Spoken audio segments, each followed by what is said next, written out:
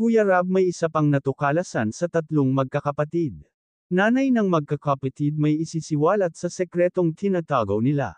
Ito ang pag-usapan natin maya-maya lamang. At kung bago ka pa lang sa munting channel kung ito please paki-subscribe at pati-posten po sana ninyong panuurin ang video na ito.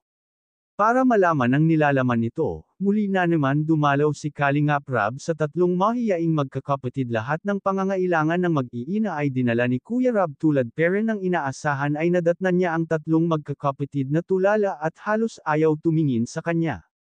Nahihirapan tuloy si Kuya Rab kung paano kakausapin ang tatlong babae. Sa dinami-dami ng natulungan ni Kuya Rab talagang kakaiba ang magkakapatid na ito.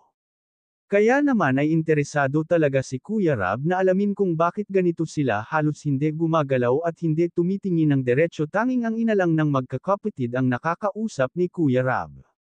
At dito nga ay may isiniwalat ang ina ng mga bata, 4 daw talaga dapat ang anak niya, kaso ay bigla daw ito nagkasakit at agad-agad ay namatay. Sinabi pa nito na ang anak niya na namatay ay hindi katulad ng tatlo na hindi nagsesalita. Madaldal daw iyon at labis siyang nanghihinayang sa nangyari sa kanyang anak. Habang sinasabi niya kay Kuya Rab ang namatay niyang anak ay iyak ito ng iyak. Tinanong ni Kuya Rab kung ganyan ba siya kamahiyain, sinabi nito na hindi naman daw.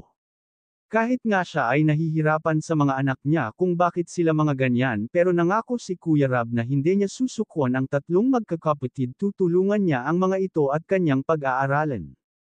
Ano kaya ang mangyayari kung sila ay nag-aaral na? Sana hindi na sila masyado mahiyain. Halos maraming viewers ang naawa sa magkakapatid at nagpapasalamat kay Kuya Rab dahil hindi ito sumusuko sa pagtulong sa magkakapatid at lalong-lalo na sa ina nito.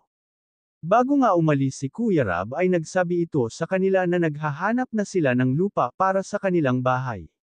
Labis naman na nagpapasalamat ang ina ng tatlo babae dahil sa wakas ay magkakaroon na sila ng maayos na tirahan. Alam naman natin lahat na pag sinabi ni Kuya Rab ay matutupad talaga. Hanggang dito na lang ang update ko mga ka-viewers. Huwag natin kalimutan suportahan ang ama ng Kalingap na si Val Santos Matubang at ang kanyang anak na si Kalingap Rab at ang munting channel kung ito. Maraming salamat po. God bless sa inyong lahat.